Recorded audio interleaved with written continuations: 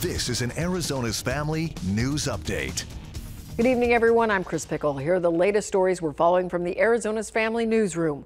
With more than 1,800 new coronavirus cases confirmed today, our state has now seen more than 40,000 cases since January.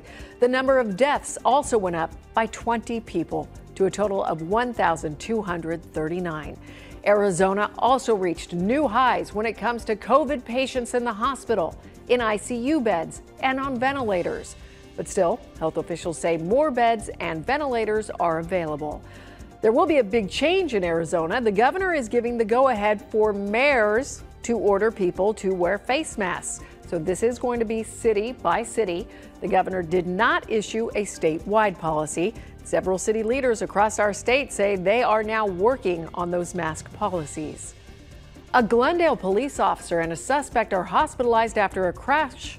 Officers were called to a gas station at 75th and Glendale Avenues for a report of a person with a gun. A suspect driving off from the scene hit the responding police officer. Northeast of the valley in the Tonto National Forest, the bushfire, it continues to burn. Strong winds helped it grow to 140 square miles. Several communities are evacuated and others are on standby. Royal?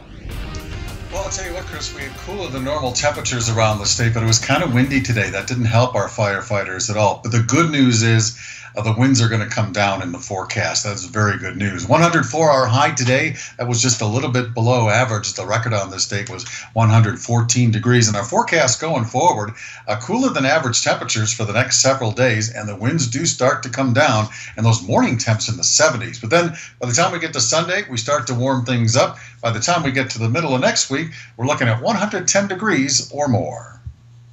Royal Norman, thank you. And for updates on more stories we're following, you can download our app and subscribe to our YouTube and Roku channels. I'm Chris Pickle. Have a good night.